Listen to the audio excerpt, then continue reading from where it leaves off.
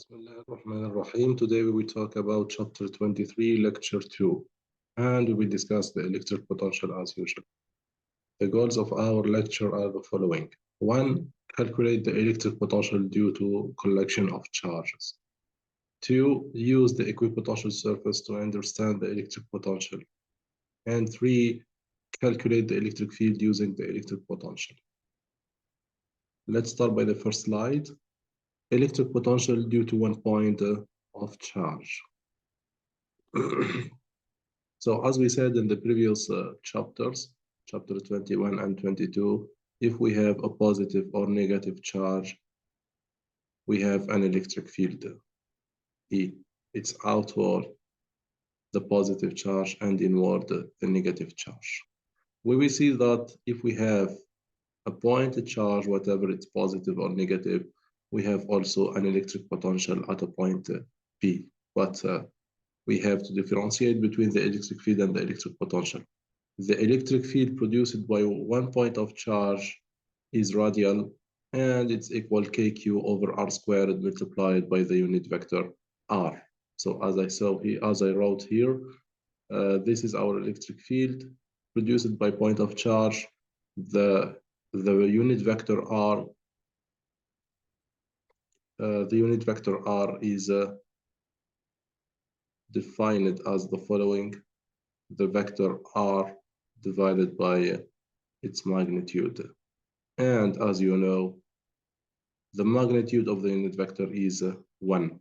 So what we can write about the magnitude of the electric field, we can write that the electric field is equal kq over r squared. This is the electric field at the point P. Okay, so then let's define, or let's find the electric potential at the point P. As you know from the previous lecture, we said that delta V, the potential difference, is equal V at the point P if B is the final position minus V at the point A equal minus the path integral from A to B of EDS.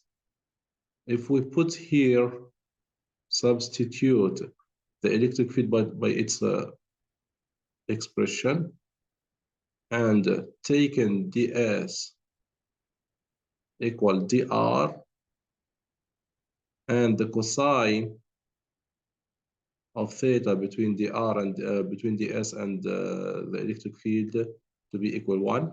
So we can say that the electric field equal kq over r squared multiplied by the unit vector r multiplied by the vector dr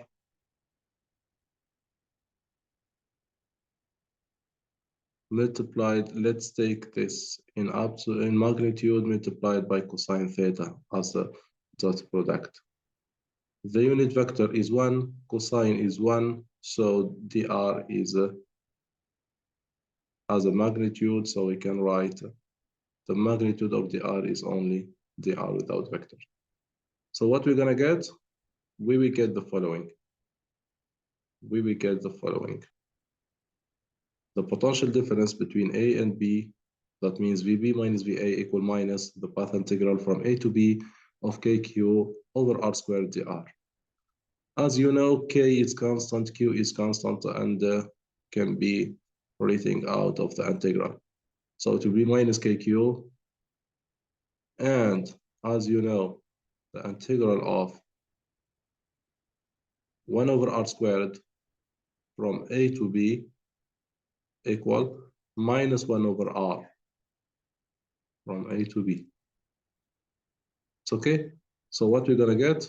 We have this negative sign and this negative sign, it will be cancelled. So at the end, we have KQ factor of 1 over RB minus 1 over RA. If we want to calculate the electric potential located at a point A, if a point A is located at infinity, as we said, the electric potential of infinity is 0.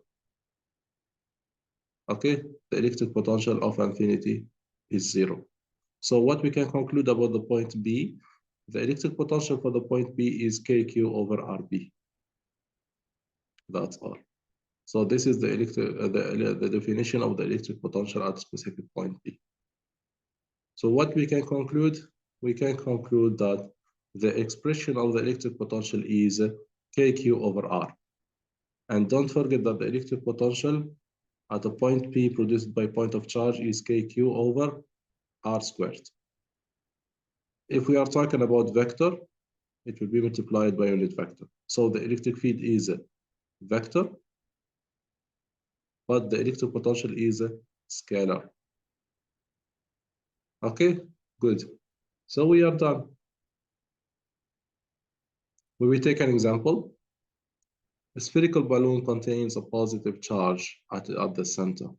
The balloon is inflated to greater volume, while the charge remains the same. So what is the variable here? So it's a greater volume, V2 greater than V1, means the radius of the inflated balloon is greater than the radius of the initial balloon, the balloon in its initial volume. The electric potential at the surface of the balloon, how is it? Decreases, increases, or remain the same after being inflated. So what do we have? The radius is increasing. V equal KQ over R. What happened to the electric potential if R is increasing? It's inversely proportional to R, so that means it's decreasing. So when the balloon is inflated, that means when the volume is increased, what happened here to the electric potential is decreasing. For the second question, what happened to the electric field at the surface of the balloon? As you know, the electric field is KQ over R squared. This is produced by a spherical balloon at the surface. So what happens if R is increasing? The same, the electric field is decreasing. So what happened to the electric field at the surface of the balloon after being inflated? It's decreasing also. What happened to the electric flux through the surface of the balloon? The electric flux, as you know, it's Q inside the surface divided by epsilon naught.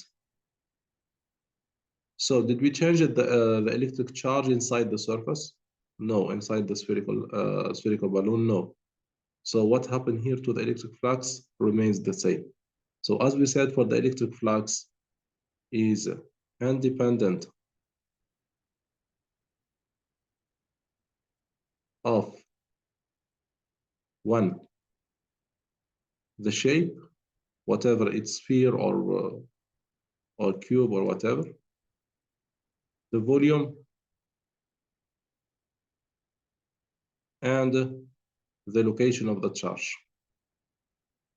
So the electric flux does not depend on the shape, on the volume, or the location of the charge inside the surface, inside the Gaussian surface, or inside the surface. Okay, so we are done. Let's move to another slide. We discussed the electric potential due to one point charge. Now we will generalize a little bit. Electric potential due to group of charges. Here we will apply the superposition principle. The electric potential V at a point in space equals the algebraic sum of electric potential due to all of the charges. So what we have here, as you see, we have charge Q1 separated by a distance R1 to the point P, Q2 distance R2, Q3 distance R3, Q4 distance R4, and so on. You know that the electric potential is KQ over R. Okay, KQ over R. So what will be the total electric potential at the point P? It will be the sum of all the contributions. So that means we will write the electric potential at the point P to be K, the sum of Qi over Ri. I is variable, depends on the number of charges. Here we have, for example, I charges, so we can write Qi. It's okay. If we have two charges, it would be K factor of Q1 over R1 plus Q2 over R2. If we have three, it would be K factor of Q1 over R1 plus Q2 over R2 plus Q3 over R3, and so on. A quick quiz: if the electric potential at the same point is zero, can we conclude that there is no charge in the vicinity of the point? It can be true, but not necessarily true. We said that the electric potential is K, the sum of Qi over Ri. This is true. If we don't have an electric charge, it's true that we don't have an electric potential. Okay? If we don't have an electric charge, it's true that we don't have an electric potential. If Q equals zero, that means the electric potential is equal zero. This is true, but not necessarily true. We suppose that there is several charges in the vicinity of the point in the question. If some charges are positive and some other charges are negative, their contribution to the total potential energy may cancel. But there is specific conditions.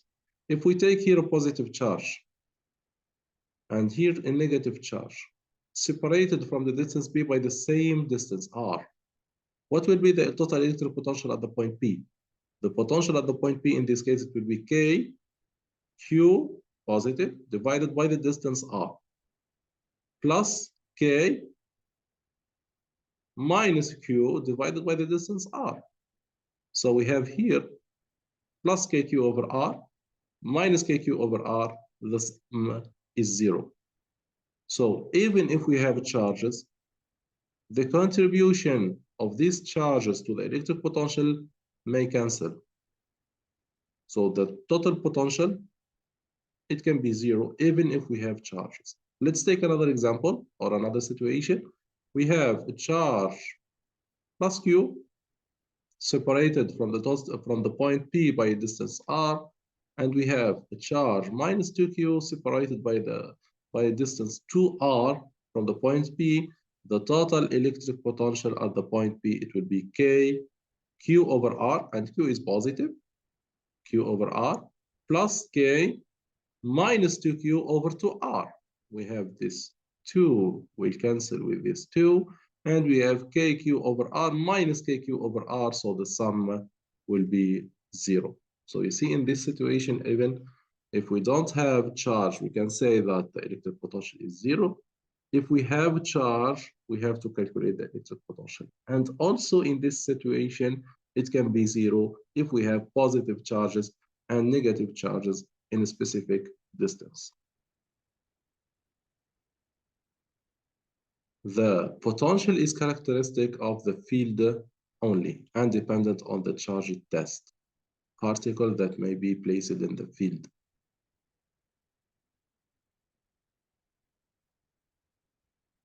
But the potential energy is characteristic of the charge field system due to an interaction between the field and the charged particle placed in the field. What we can say about these two sentences? The potential is characteristic of the field only. It depends on the field and dependent on the charge test, particle that may be placed in the field. Imagine that we have a positive charge here and a point P here. This point charge produces an electric field E because it's positive. So the electric field is outwards.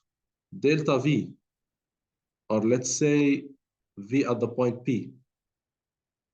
V at the point P, it will be minus the integration from infinity to the point P of E ds. So you see that the electric potential depends on what? The electric potential depends on the electric field only. If we place here a tested charge Q naught, and we want to calculate the electric field, the electric potential at the point P produced by due to Q, it will be the same. So we can say that the electric potential is independent of the charge test. Okay? This is due to Q. Whatever there is a test charge at the location of P, or there is no test charge, we have the same electric potential due to the point P, because it depends on the field only. But the electric potential energy of the system, the total electric potential energy of the system, if we have a positive charge here, and we have a positive charge here, and we have a point P here, what will be the total electric field? Let's say this is Q1, and let's say this is Q2. What will be the total electric potential? The total electric potential, it will be U equal K Q1 Q2 divided by R. But at this point P, if we place a test charge Q naught, what will be the total electric potential? In this case, it will be K factor of Q1 Q2 divided by the distance between 1 and 2 plus Q1 Q naught divided by the distance between 1 and Q naught plus Q2 Q naught divided by the distance between 2 and Q naught. You see that the total electric potential is not the same when we introduce it to tested charge. So we can say that it's a characteristic of the charge field system due to an interaction between the field and the charged particle placed in the field. When we take another example, we have a 2 microcoulomb point charge is located at the origin. This is 2 microcoulomb is located at the origin. And we have positive charge.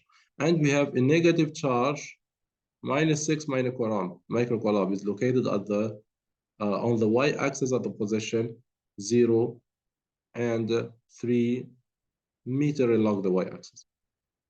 Find the electric potential due to these point charges at the point P, whose coordinates are 4 and 0 meters. As usual, we want to draw the figure or by ourselves so that we make sure that all the students understand. If we have here was a y-axis and we have here an x-axis, he said that we have a positive charge at the origin, Q1 equal 2 microcoulomb, right? Yeah, 2 microcoulomb, and we have a negative charge along the y-axis, Q2 equal -6 microcoulomb located at a distance 3 meters. So the distance between 1 and 2 along the y-axis is 3 meters. They don't have an x component. And there is a point P located at x equal 4 meters. The question is, what is the total electric potential at the point P? The question is, what is the total electric potential at the point P? Question A, V at the point P is K, the sum of Qi divided by Ri. How many charges we have? We have 2 charges. So we can say that it will be K Q1 over R1 plus Q2 over R2. R1 and R2 are the distances from the pointed charge Q1 or Q2 to the point P. So what we're gonna do, we will write 9 times 10 power 9. Factor of Q1, it's 2 microcoulomb. I will write microcoulomb into factor because Q1 and Q2, both of them are in microcoulomb. Divided by 2, divided by the distance between Q1 and the point P is 4 meters. Plus Q2, it's a -6 microcoulomb divided by the distance between Q2 and the point P, it's 5 meters.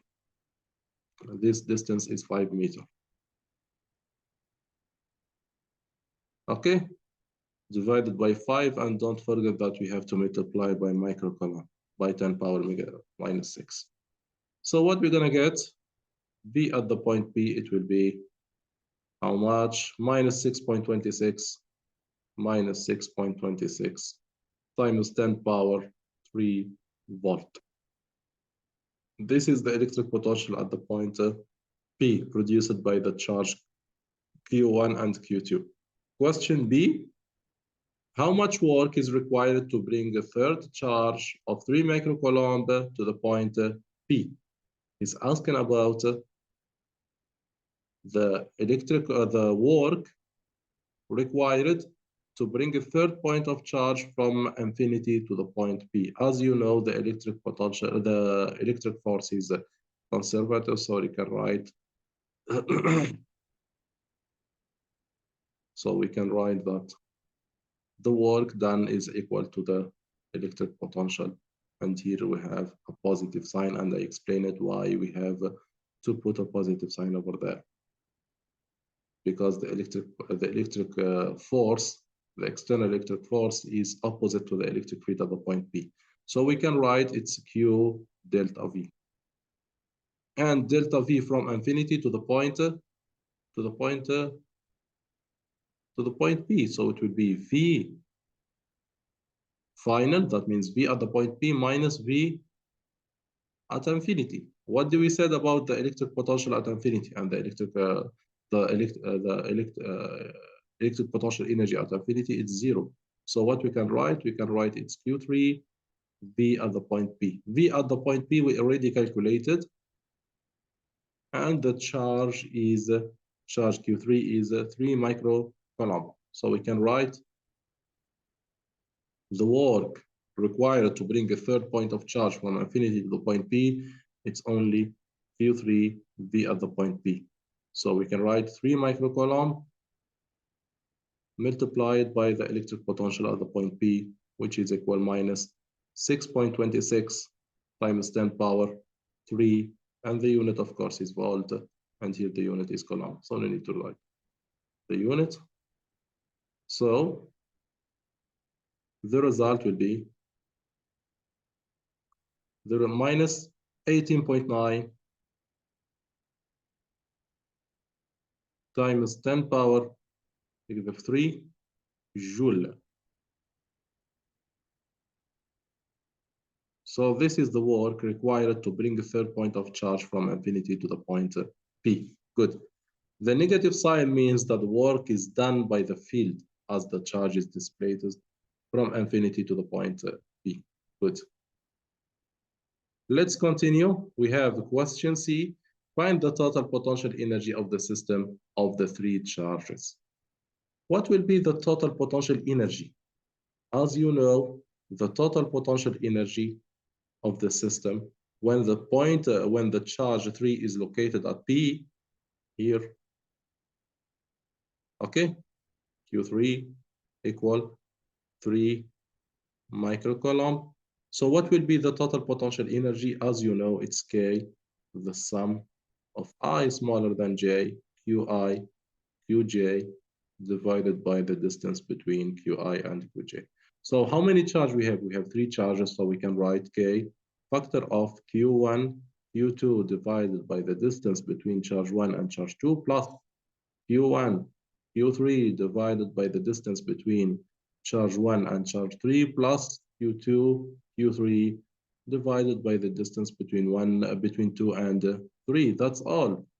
So just we substitute by the numbers and we got that U equal 9 times 10 power 9 times Q1, Q2, Q1 2 microcoulomb, Q2 minus 6 microcoulomb. So we write here, we write microcoulomb squared into factor. So we write 2 multiplied by minus 6 divided by the distance between them, which is 3. Okay, plus Q1, Q3, Q1 it's 2 microcoulomb, Q3 it's 3 microcoulomb divided by the distance, which is 4. Plus Q2 it's minus 6 multiplied by Q3 it's 3 microcoulomb divided by the distance between them, which it's 5, multiplied by 10 power minus 12. And the result will be minus 5 0.48 minus 5.48 times 10 power minus 2 joule. This is the total potential energy of the system. Good. So we are done. Now we're going to talk about the equipotential surface.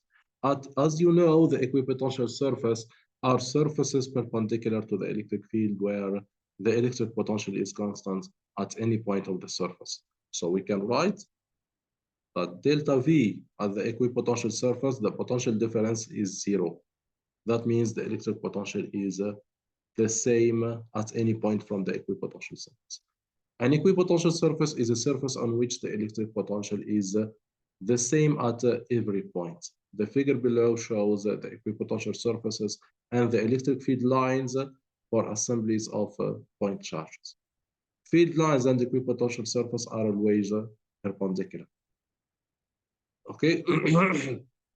If we have a point of charge, whatever, it's positive or negative, the electric field is radial and the equipotential surfaces are circles around, or not circles, are spheres around this point charge. If we have positive and negative charges near each other, the equipotential surfaces will be spheres around each charge and and pan between in the middle between these two charges. If we have two same charges, same sign, two charges with the same sign, the equipotential surfaces will be in the following configuration in blue. Okay. Let's continue. When all charges at rest, the surface of the conductor is always an equipotential surface. Here we are talking about the conductor. We said that for the conductor, the charges are located on the surface, and the surface is considered as equipotential surface. The electric field just outside the conductor is always perpendicular to the surface. These properties of the conductor were already introduced in chapter 22, lecture 2. We said that the charges accumulated or resides on the surface, the electric field is perpendicular to the surface equals sigma over epsilon naught. We said also that the charges are accumulated at the charged location. Okay, so and we said that also there is no charge inside the conductor, so the charges are only distributed over the surface, which is considered as equipotential surface. Okay. Also, the entire solid volume of the conductor have the same potential. This is very important, and we will try to introduce it to demonstrate this third property. Okay. Now let's move to the potential gradient. What means potential gradient? As you know, the potential difference between 2 points A and B, it will be minus the path integral from A to B of EDS. If we know the electric field, we can get the electric potential. But is it the opposite true? If we consider now the reverse, if we know the potential, how do we know the electric field? To do this, we now consider V, the electric potential, as a function of coordinates x, y, and z. So V is a scalar. It can depend on the x, the y, and the z, or the three of them in the same time. Okay? Delta V, which is equal VB minus VA, is the change of the potential when a point moves from A to B. So we can write delta V equal the path integral of dV, for sure. And the path integral of dV equal minus EDS. So we can conclude that this quantity is equal to this quantity without the integral. Okay, so dV will be equal minus EDS. Very good. Minus EDS. So we can say that in terms of difference and potential difference, delta V equal minus E delta S. Okay, so For infinitesimal changes of potential accompanying with infinitesimal ds of path from A to B, we can write that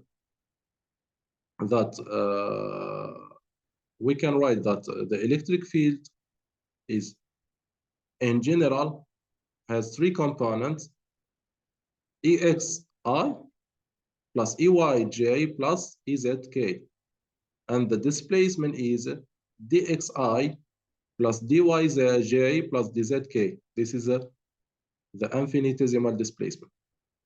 Infinitesimal, that means we are talking about very small displacement. And the infinitesimal change of the potential, it will be from this equation minus EDS, the dot product between E and ds, it will be a negative sign outside, EDX plus EY dy plus EZ dz, the dot product, with a negative sign, of course, from this formula. So what we can conclude that the the component, the x component of the electric field is minus the partial derivation of v over dx, and ey equal minus dv over dy, and ez equal minus dv over dz. We can generalize to get the following formula: E equal minus dv over dxi plus dv over dyj plus dv over dzk. This expression is called the operator gradient of V.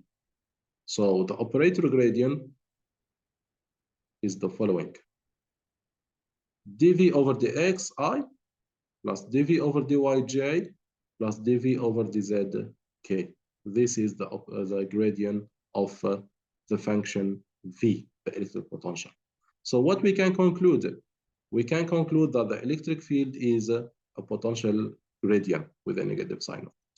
If the electric field is radial now, like produced by a point charge, with respect to a point, and r is the distance from the point, then the above equation will be minus dv over dr, and we can write minus the total derivative of the electric potential over dr. Okay, because here we have one variable. If we have one variable, the partial derivation will be a total derivation. Okay, that's all. So what we can say that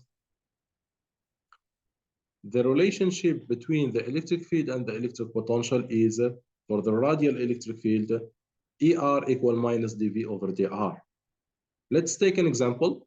We know that the electric potential produced by a point is KQ over R.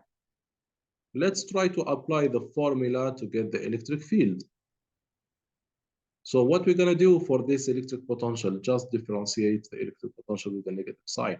So minus dV over dr equal minus d over dr of KQ over R. KQ is constant, so we can write outside with a negative sign. And the derivative of 1 over R, it will be minus 1 over R squared. So here we have negative sign. So the rest, it will be KQ over R squared. And this is the electric field of produced by point of charge. E produced by point charge. And that's all. So this equation is working. Okay, that's all. So as a conclusion, what we can say as a conclusion? As a conclusion, we can conclude that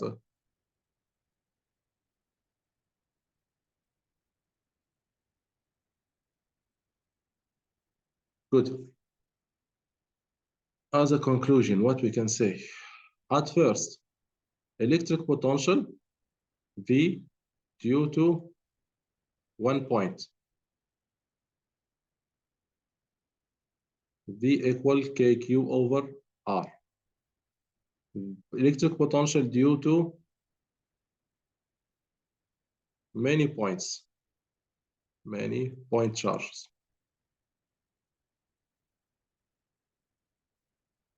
In this case, V equal K the sum of Qi over Ri. Then the relationship between delta V and the electric field. So it will be V final minus V initial, minus V initial. So it will be minus the path integral from the initial to the final positions of EDS. And here from the electric field, we can get the electric potential. Now, we said from the electric potential, we can get the electric field expression. Based on what? Which equation? Based on the following equation. And we can say that the electric field E, the vector electric field, is minus gradient of V. This operator is called gradient.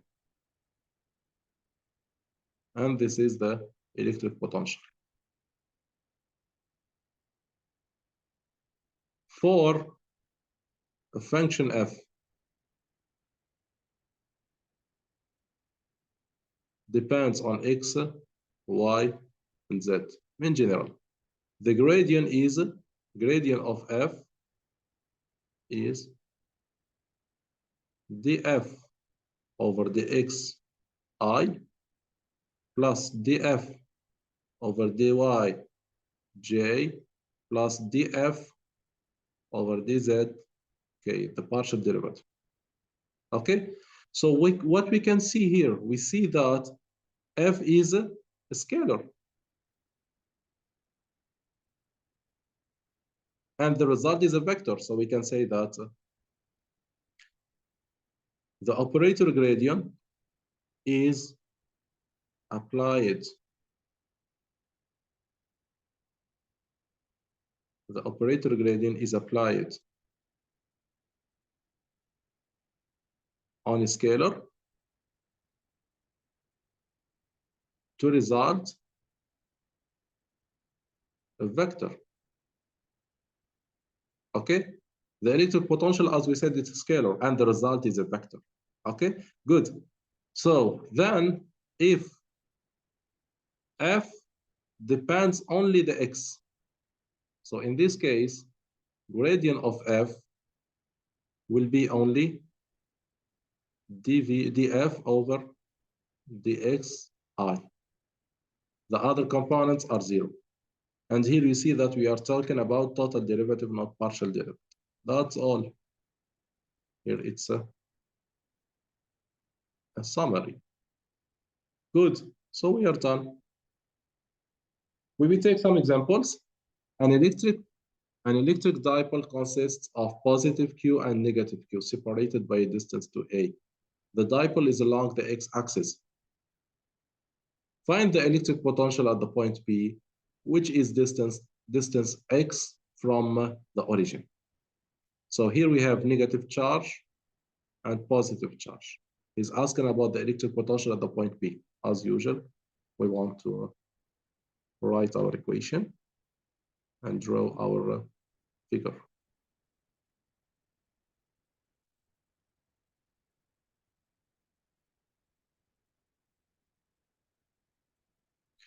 This is the y-axis and this is the x-axis. He said here that we have a negative charge and positive charge.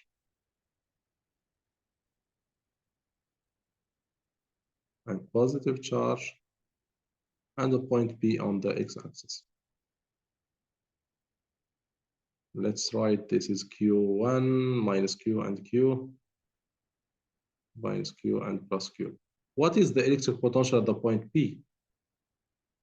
The electric potential at the point P is the sum of the contributions of each charge. So it will be K factor of minus Q over this distance. The distance from the origin to the point P, it's called X. The distance from O to the point plus Q, it's called A. This distance also, it's A. Okay, because it's separated by 2A. Now, the distance from the point P, the point plus Q to the point charge Q to the point P. What will be this distance? It will be x minus a. Okay.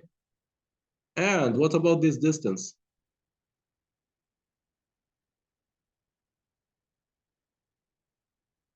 It will be x plus a. Okay. So what is the distance from the negative charge to the point P? It's x plus a. Plus, don't forget that we have a bracket, Q over x minus a. It's okay. So what will be the electric potential at the point P? It will be K Q factor of 1 over x plus a, x minus a, minus 1 over x plus a. So we will develop this equation to get KQ factor of x plus a minus x minus a over the product of the two terms, x minus a factor of x plus a. That's all. So it will be KQ factor of, we have here x and x to be cancelled, and negative sign and negative sign will be cancelled. So the result will be 2a over x squared minus a squared. That's all. Okay, so this is the electrical potential at the point P. For sure, as an application of the gradient of the potential, he will ask about the electric field. Okay, so what we can write is asking to calculate the electric calculate P, Vp, and the electric field at the point P. If P is far from the dipole, that means X is very large comparing to the point to A. If P very far, that means X is very large compared to A. And if we apply the square, it's also valid. In this case, what we're going to do? In this case, V at the point P will be KQ 2A divided by x power 2 only. We will cancel this A squared. And this is the expression of the electric potential at the point P, when P is very far. From this equation, he's asking about the electric field. He's asking about the electric field. So,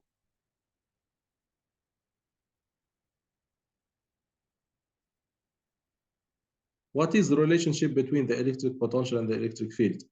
We have only here one variable, so we have x component.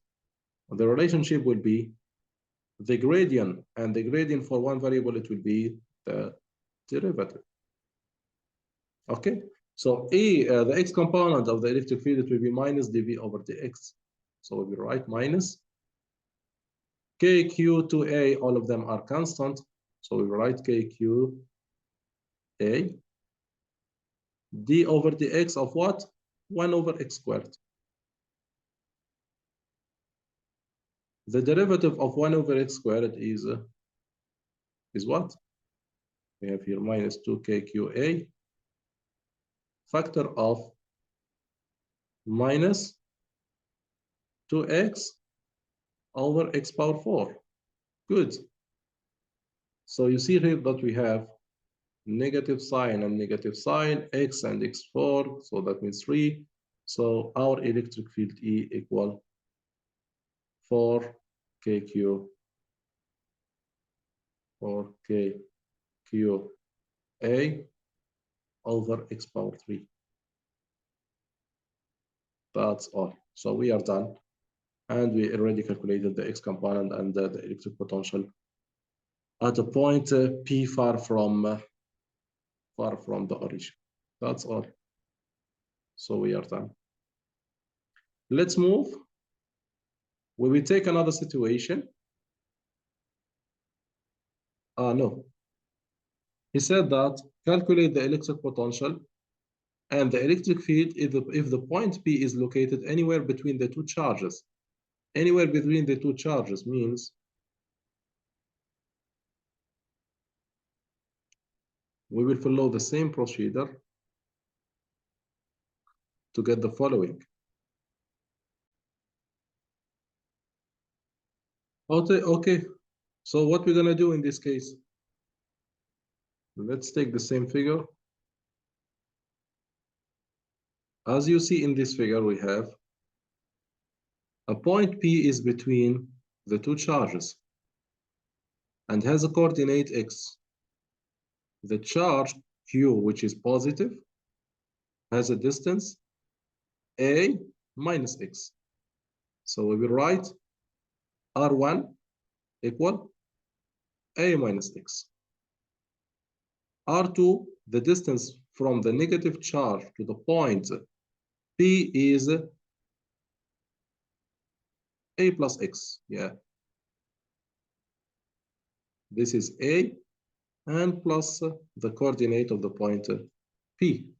So what we can say? We can say that the electric potential at the point P is equal K, the sum of Qi over Ri. And it's equal K factor of the positive charge, it's Q, divided by its distance. Distance is A minus X. Minus Q, or let's say plus minus Q, over A plus X for sure. Q is constant, is factor, so we will write KQ factor of Q in the two terms over A minus X minus 1 over A plus X. So what will be here? We will go to more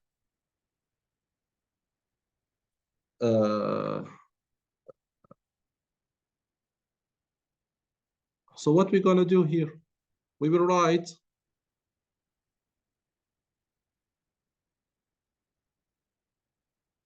A minus X factor of A plus X. And here we will write in the denominator A plus X minus A minus X. So what we will get as electric potential, it will be KQ factor of, we have A and A, it will be cancelled, A and minus A, and here we have negative sign and negative sign. So what will be the result? It will be KQ factor of 2x over A squared minus x squared. Okay, so this is the electric potential at the point P. Also, we can write that the electric potential at the point P, it will be minus 2kqx over, here we have a squared minus x squared, so we will write x squared minus a squared. And this is our electric potential at the point P. We are done. The question said, what is the electric potential at the point P and what will be the electric field? As you know, we have one variable, which is the x. So that means we have one component of the electric field, which is minus dV over dx. Okay. The negative sign and this negative sign will be cancelled. So we can write 2kq, which is constant. The derivative over dx of what? Of x over x squared minus a squared. We have here a function of f over g prime. We know that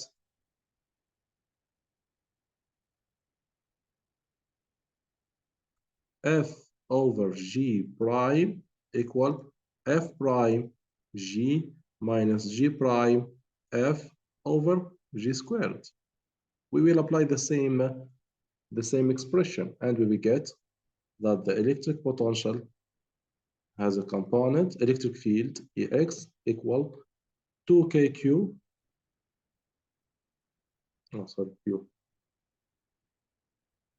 2kq factor of f prime, that means x prime, that means 1 multiplied by g, that means x squared minus a squared.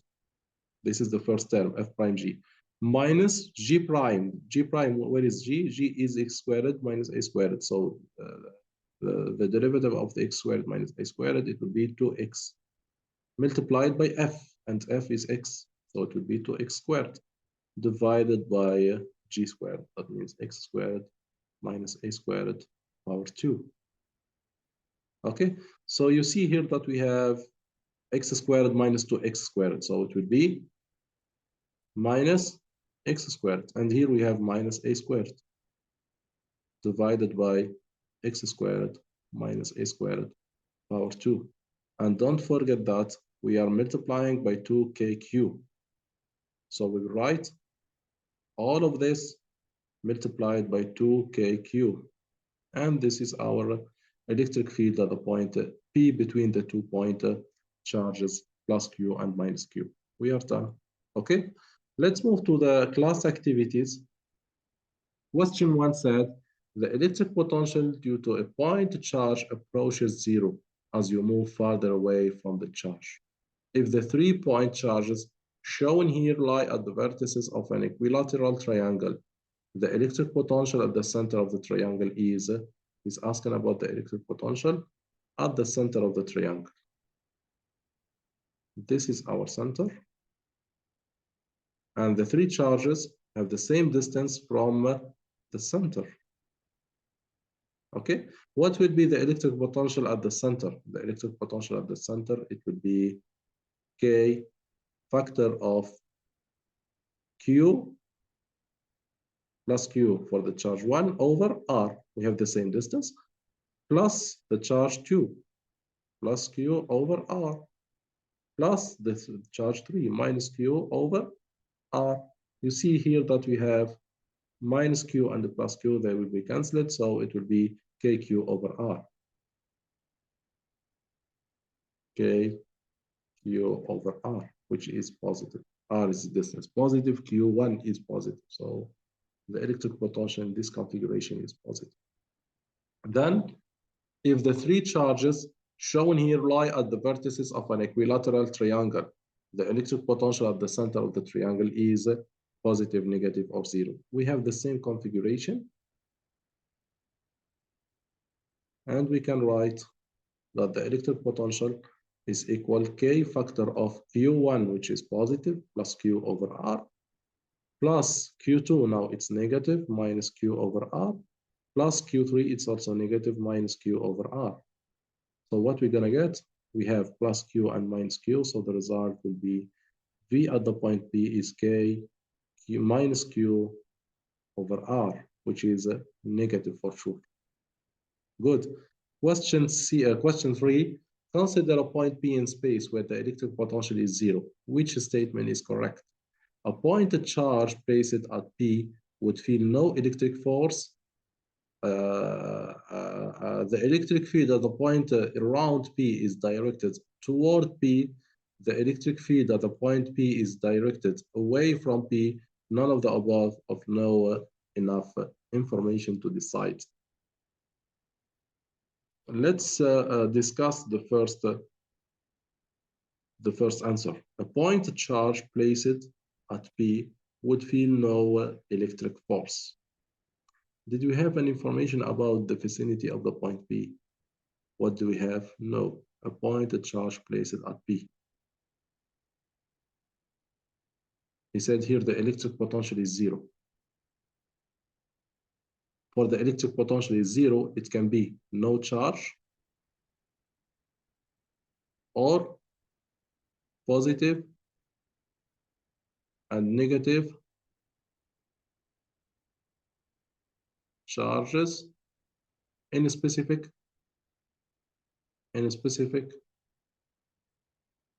configuration. If we have no electric potential, as we said before, it can be no charge also. This is true. Or it can be there is positive charge and negative charge placed in specific configuration like this. We have Q1, for example, which is positive, minus Q, which is negative, and the point P in the middle. We have a distance R and we have a distance R. In this case, the electric potential is 0. Okay? A pointed charge placed at P would feel no electric force. If we place a point of charge, did we have any information about the sign of this charge? No. a charge Q3, let's say Q3, will feel no electric force. Is it true? There is not enough information, to say, to decide.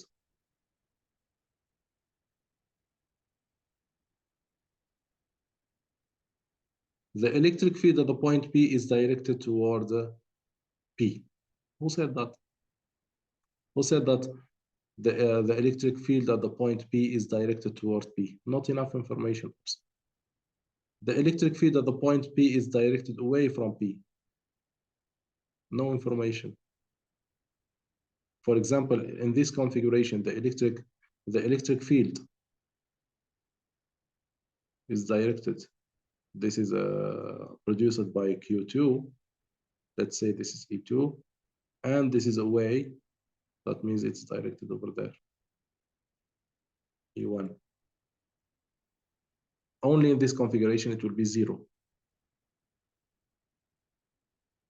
But if we have, for example, a distance to R, it will not be 0, and the force will not be 0 also. So there is not enough information about the distance between the two charges, or the distance of the charges on this system. So here we can say that there is not enough information. Let's move. When an electric field line crosses an equipotential surface, the angle between the electric field lines and the equipotential surface is, for sure, it's 90. Okay, because we said the equipotential surface are surfaces, imaginary surfaces perpendicular to the electric field lines. The last question, the direction of the electric potential gradient at a certain point is the same as the direction of the electric field at that point is opposite to the direction of the electric field at that point, is perpendicular to the direction of the electric field at that point. Not enough information. So what we can say, the electric potential gradient at a certain point, how is the electric potential gradient? Is opposite to the electric field. Okay, so it's opposite to the electric field. And we are done. Thank you so much, and see you in lecture 3.